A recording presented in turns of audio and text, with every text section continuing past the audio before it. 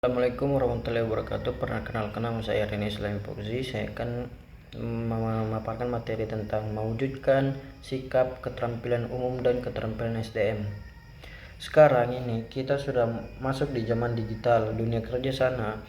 Pendidikan juga berubahnya cepat sekali, teknologi, otomatisasi sampai kecerdasan buatan atau AI membuat cara orang kerja dan belajar beda jauh dari dulu. Apalagi sekarang banyak yang kerja jarak jauh atau remote work. Jadi keterampilan yang dibutuhkan juga ikut berubah, bukan cuma pintar tapi harus menyesuaikan diri sama pengembangan zaman. Sikap, keterampilan umum dan keterampilan SDM. Sikap merupakan dasar perilaku seseorang dalam bekerja, mencakup tanggung jawab, disiplin, kejujuran, kerjasama, etika, serta semangat belajar yang tinggi. Keterampilan umum adalah kemampuan dasar yang dibutuhkan di berbagai bidang pekerjaan seperti kemampuan komunikasi, berpikir kritis, pemecahan masalah, kolaborasi, dan literasi digital.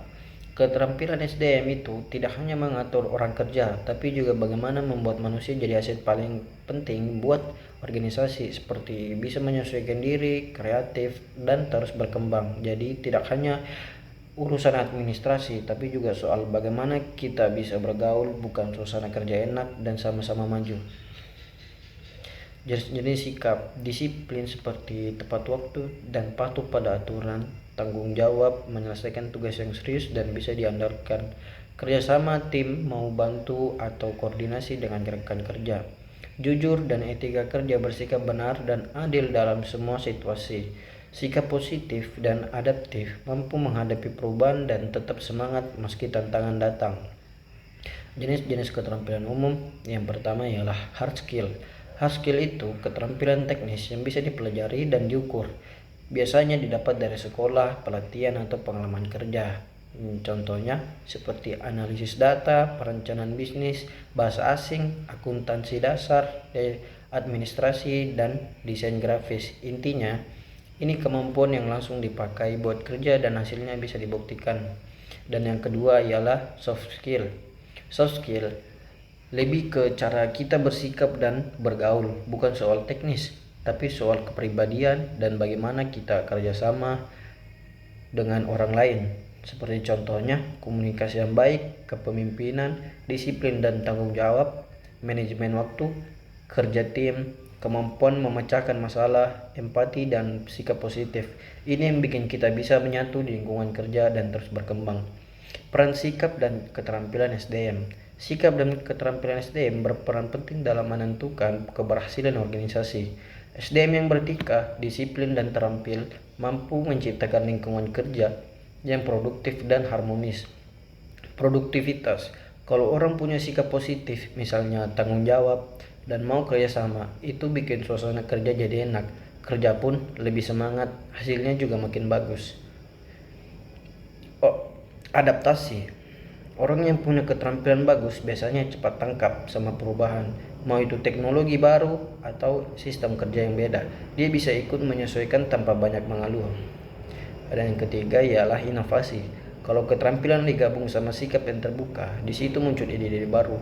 Dari situ biasanya lahir cara-cara kreatif buat bikin organisasi terus maju. Strategi pengembangan sikap dan keterampilan umum SDM. Pelatihan dan pembelajaran terus-menerus.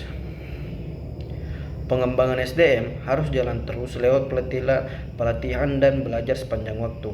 Baik itu pelatihan teknis maupun soft skill seperti komunikasi dan kepemimpinan, biar karyawan bisa cepat menyesuaikan diri dengan perubahan. Yang kedua ialah budaya organisasi yang positif.